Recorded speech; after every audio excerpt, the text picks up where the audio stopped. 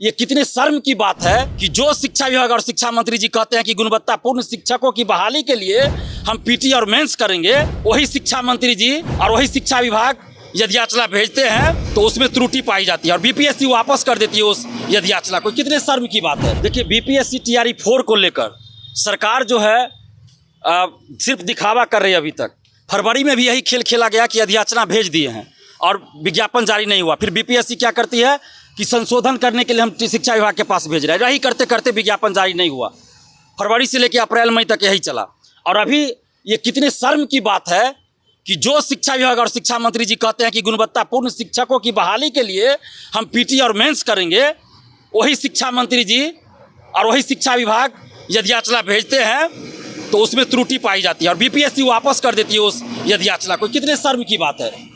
तो हम तो सबसे पहले ये कहेंगे कि जो यदि याचना भेजी भी गई वो आपका वायरल कैसे हो गया। जब बीपीएससी और शिक्षा विभाग ने कहीं जारी नहीं किया ऑफिशियली, तो कोई विदेश में रह के, कोई बिहार से बाहर रह के, कोई बिहार में रहकर ही कैसे उस चीज़ को सोशल साइट पे वायरल कर रहा है। कैसे आपकी सूचना लीक हो रही है, बीपीएससी और शिक्षा विभाग की सूचना। क्या यही लोग पेपर लीक में भी शामिल रहते हैं? ये सबसे बड़ा सवाल है।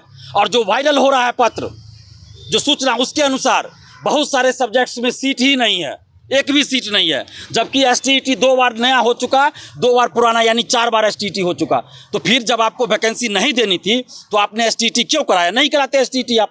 ये लोग एसटीईटी का सर्टिफिकेट लेके क्या करेंगे? विधानसभा के आगे में जाके झुनझुना बजाएंगे? बोलिए तो विधानसभा के आगे में टेंट लगवा देते, वहीं पर ये लोग झुनझुना बजाएंगे बैठ के। कोई सीट ही नहीं है। सभी सब्जेक्ट्स में सीट रहनी चाहिए और 3 से 4 दिन के अंदर विज्ञापन जारी होना चाहिए। टीजीटी म्यूजिक में मात्र 2 सीट है, तो म्यूजिक में टीजीटी में सीट बढ़नी चाहिए और टीजीटी ओवरऑल भी सभी में सीट बढ़ना चाहिए। पीआरटी में सीट नहीं है, बहुत कम सीट है, तो पीआरटी में भी सीट बढ़नी चाहिए। Music, dancing, fine art, Maithili, Bhojpuri, Bangla, Magahi, Pali, Prakrit, अरबी, फारसी, इन सब में सीट ही नहीं है। तो क्या करेंगे अभ्यर्थी? मैथ में भी बहुत कम सीट है, कॉमर्स में सीट कम है, एग्रीकल्चर की वैकेंसी नहीं आई, शारीरिक शिक्षक का बहुत कम सीट है, इकोनॉमिक्स टीजीटी में सीट बहुत कम है।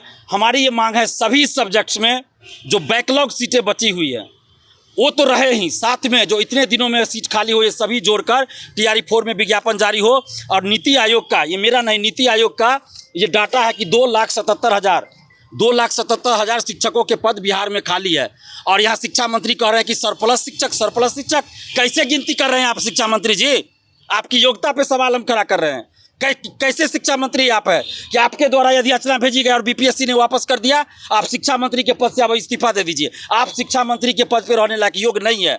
आप कह रहे हैं, शिक्षा मंत्री जी, बहुत गंभीर बात में बोलने जा रहा हूँ। शिक्षा मंत्री जी कह रहे हैं 30 बच्चों पर एक शिक्षक कि हम नियुक्ति करेंगे, सरप्लस शिक्षक हो रहे हैं।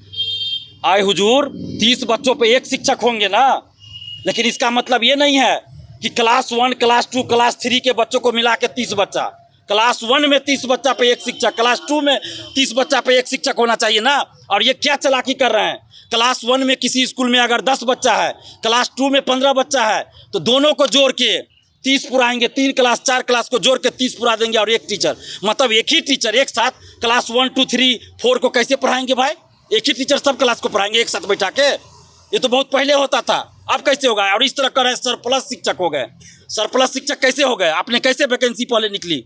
ये सब बिहार के युवाओं को, बिहार की जनता को, 14 करोड़ जनता को ये शिक्षा मंत्री जी गुमराह कर रहे हैं। अब ये शिक्षा मंत्री के पद पर बने रहने के लायक नहीं है। इनकी यदि याचना वापस कर देती है बीपीएससी। कैसे शिक्षा मंत्री है आप जी? आपकी योग्यता पे सवाल खड़े कर रहे हैं। आप हमको धमकी देते थे। आप बताइए ना, आपकी क्या योग्यता है शिक्षा मंत्री बने रहने का कि आपकी यदि याचना बीपीएससी ने वापस कर दिया। और साथ में हमारी एक और मांग है कि एक ही परीक्षा होनी चाहिए। पीटी मेंस स्वीकार नहीं करेंगे, किसी कीमत पर स्वीकार नहीं करेंगे, हम ये बोल रहे हैं और शांतिपूर्वक अभी बोल रहे हैं। हम लोगों को आंदोलन करने के लिए मजबूर न करें। जिस तरह परसेंटाइल और नॉर्मलाइजेशन बीपीएससी को वापस करना पड़ा, उसी तरह हम कह रहे हैं अगर पीटी मेंस आपने किया, आपको वापस करना पड़ेगा। बिहार का कोई गांव नहीं बचेगा जहां छात्र सड़क पे नहीं उतरेंगे। और अगर आपने पीटी मेंस किया तो ये दिलीप कुमार खुलेआम चैलेंज कर रहा है आप लोगों को, अगर कहीं गलती से पेपर लीक हुआ तो 5-5 हजार रुपया हर अभ्यर्थी को बीपीएससी के अधिकारियों के पॉकेट से देना पड़ेगा। नहीं तो बीपीएससी के अधिकारियों के घर पर, आवास पर और बीपीएससी ऑफिस जाके हम लोग धरना देंगे और उनको घेरेंगे। जब आप कह रहे हैं कि पीटी मेंस लेने से पेपर लीक रुक जाएगा और पीटी मेंस लेने के बाद अगर पेपर लीक नहीं रुका तो आपको इसकी सजा मिलेगी। और जंतर मंतर झांकी है बिहार अभी बाकी है, याद रखिएगा। और छात्र आंदोलन की जननी है बिहार।